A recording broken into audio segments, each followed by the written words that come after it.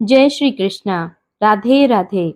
आपके अपने लॉर्ड कृष्णा भजन चैनल पर आप सभी का स्वागत है। आज हम वैशाख मास के कृष्ण पक्ष की वरुथिनी एकादशी व्रत कथा लेकर प्रस्तुत हुए हैं। तो चलिए शुरू करते हैं वरुथिनी एकादशी व्रत कथा। धर्मराज युधिष्ठिर बोले, हे भगवान, मैं आपको नमस्कार करता हूँ। आपने चैत्र मास के शुक्ल पक्ष की एकादशी अर्थात कामदा एकादशी के बारे में विस्तार पूर्वक बतलाया। अब आप कृपा करके मुझे बतलाइए कि वैशाख कृष्ण एकादशी का क्या नाम है तथा उसकी विधि एवं महात्म्य क्या है। यह एकादशी करने से क्या फल प्राप्त होता है।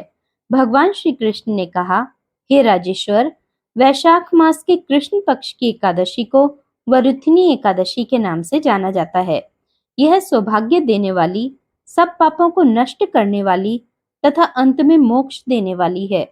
अब मैं इसकी महात्म्य कथा आपसे कहता हूँ। प्राचीन काल में नर्मदा नदी के तट पर मानधाता नामक राजा राज्य करते थे। वह अत्यंत दानशील तथा तपस्वी थे। एक दिन जब वह जंगल में तपस्या कर रहे थे, तभी न जाने कहां से एक जंगली भालू आया और राजा का पैर चबाने लगा। राजा पूर्ववत अपनी तपस्या में लीन रहे। कुछ देर बाद पैर चबाते चबाते भालू राजा को घसीटकर पास के जंगल में ले गया। राजा बहुत घबराया, मगर तापस धर्म अनुकूल उसने क्रोध और हिंसा न करके भगवान विष्णु से प्रार्थना की। करुण भाव से भगवान विष्णु को पुकारा। उसकी पुकार सुनकर भगवान श्री हरि विष्णु प्रकट हुए और उन्होंने चक्र से भालू को मार डाला। राजा का पैर भालू पहले ही खा चुका था। इससे राजा बहुत ही शोकाकुल हुए। उन्हें दुखी देखकर भगवान विष्णु बोले, हे वत्स, शोक मत करो। तुम मथुरा जाओ और वरुथिनी एकादशी का व्रत रखकर मेरी वराह अवतार मूर्ति की पूजा करो। उसके प्रभाव से पुनः सुदृढ़ अंगों वाले हो जाओगे। इस भालू ने तुम्हें जो काटा है, यह तुम्हारे पूर्व जन्म का अपराध था। भगवान की आज्ञा मानकर राजा मानधाता ने मथुरा जाकर श्रद्धा पूर्वक वरुथिनी एकादशी का व्रत किया। इसके प्रभाव से राजा शीघ्र ही पुनः सुंदर और संपूर्ण अंगों वाला हो गया। इसी एकादशी के प्रभाव से राजा मानधाता स्वर्ग को गए थे। इस व्रत को यदि कोई अभागिनी स्त्री करे तो उसको सौभाग्य मिलता है। वरुथिनी एकादशी का फल 10,000 वर्ष तक तप करने के बराबर होता है। कुरुक्षेत्र में सूर्य ग्रहण के समय एक मन स्वर्ण दान करने से जो फल प्राप्त होता है, वही फल वरुथिनी एकादशी के व्रत करने से मिलता है। वरुथिनी एकादशी के व्रत को करने से मनुष्य इस लोक में सुख भोग कर परलोक में स्वर्ग को प्राप्त होता है। शास्त्रों में कहा गया है कि हाथी का दान घोड़े के दान से श्रेष्ठ है।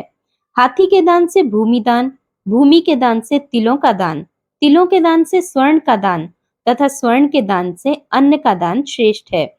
अन्नदान के बराबर कोई दान नहीं है। अन्नदान से देवता, पितर और मनुष्य तीनों तृप्त हो जाते हैं। शास्त्रों में इसको कन्यादान के बराबर माना है।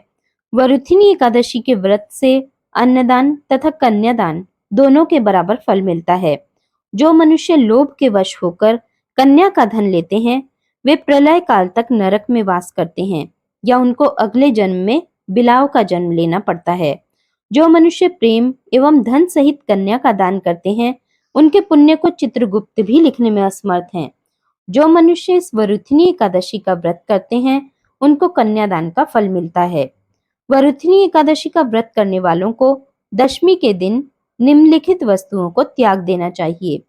कांसे के बर्तन में भोजन करना, मांस, मसूर की दाल, चने का शाक, कोंदों का शाक, मधु अर्थात शहद, दूसरे का अन्न, दोबारा भोजन करना, स्त्री प्रसंग।